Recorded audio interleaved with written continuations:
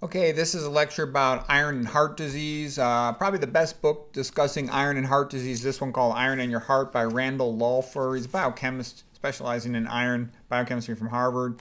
And there's other good books on iron. I think this book here called The Iron, the Most Toxic Metal by Jim Moon is a very good book. And also this book here by E.D. Weinberg on the hidden dangers of iron.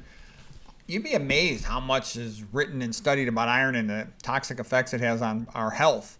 And there's a whole bunch of papers and videos and stuff. There's a lot of stuff you can learn about iron. But if you had to start, I would say start with Lauffer's book if you want to learn more about it. But the key point is really this.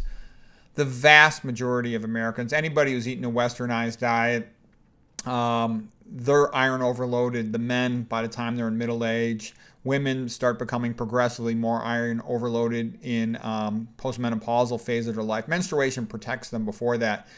And so by avoiding meat and iron fortified foods and a few other things, you can lower your iron levels gradually. If you're sick, like you've acutely got cancer or some other major problem, you might want to donate blood to get those iron levels down faster because nothing good comes from it. And people are dramatically iron overloaded, and it progressively damages the brain, the liver, the pancreas, and other areas. So anyways, okay, question number one.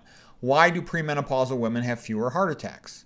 And so, the joke, they have sex more often. Okay, it's not the main reason, probably true, but they're younger. Younger people in general have fewer problems, but that doesn't explain it either because same-age men have a lot more health problems. Okay, it's not the cholesterol because the same-age men and women don't differ that much in their total cholesterol. It's not the estrogen. Estrogen is not that cardioprotective. There's significant issues and problems with it. Okay, it's the menstruation. And they know that's true also because if a whole bunch of women had hysterectomy with or without the ovaries been taken out, an oophorectomy, it didn't make a difference, significant difference in their heart disease. Women who take birth control pills for a long time, many years, they're not menstruating as much, or other forms of birth control that don't get them to menstruate, they'll have more heart disease. Hysterectomy is a big deal. Women who have a hysterectomy at a young age, let's say in their late 20s, early 30s, they've got a lot of health problems. They've got a markedly increased risk of myocardial infarction, congestive heart failure, hypertension, stroke, because a lot of times they don't realize that they've lost that protective effect of menstruation. They weren't aware of it. So anyways, why is menstruation so protective? Because it's like donating blood every month, a therapeutic phlebotomy. It lowers the hematocrit, and red blood cells are the main contribution to the blood cells in the blood. Okay, like 99% of blood cells are red blood cells. So the blood becomes a lot less thick. That means lowered in blood viscosity. That means you're pumping solution through your vessels more like water than like a milkshake. So blood pressure can be decreased, and that has a protective effect on your arteries. Less hypertension leads to less atherosclerosis. So the viscosity of the blood is a major issue, but there's more to it than that. They're also lowering the body's total iron storage, and that means less free iron. That means less iron available to undergo redox cycling and generate reactive oxygens like hydroxyl radical, causing damage to the tissues. So it's protective in a big way.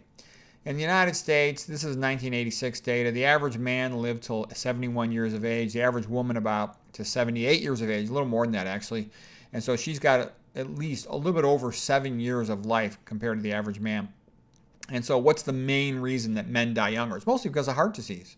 What's the main thing that protects a woman? Menstruation. Okay, having a baby will also lower, they bleed a little bit at delivery, so that'll also lower her total body iron levels.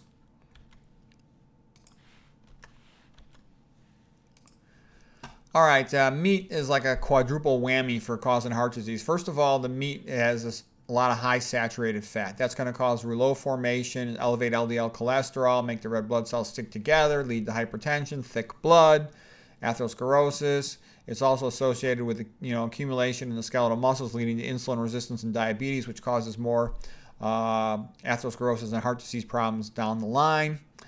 The high fat causes high cholesterol, but it's more than that. The high animal protein itself causes high cholesterol. It ramps up the body for growth, and that generates elevated blood cholesterol. So that's another reason why meat's bad for heart disease. In addition, there's at least elevated TMAO, trimethylamine oxide, and that's a problem with heart disease. But For our purposes in this lecture, the main thing we care about here is high heme iron. Heme iron is much more absorbed, about 4 times as much as plant iron, and it leads to the person, men becoming progressively iron overloaded in middle age and women becoming iron overloaded postmenopausal. That causes increased oxidative stress, which damages cardiac tissue. Iron infiltration in the heart is disruptive to the cardiac conduction system and can lead to arrhythmias. It leads to weakening of the heart muscle with cardiomyopathies. Eventually, it can lead to congestive heart failure. If you look at a graph of cholesterol levels versus heart disease, there's a good correlation, but it can't fully explain the risk of cardiac disease. When you simultaneously combine that with a graph of effects due to iron, then you get a more linear one-to-one correlation. You're more able to predict risk of heart disease. There's a very famous researcher, J.L. Sullivan, of iron, and he claims that the total body stored iron is a better predictor of heart disease than is blood cholesterol. So they're both helpful predictors of cardiac risk. After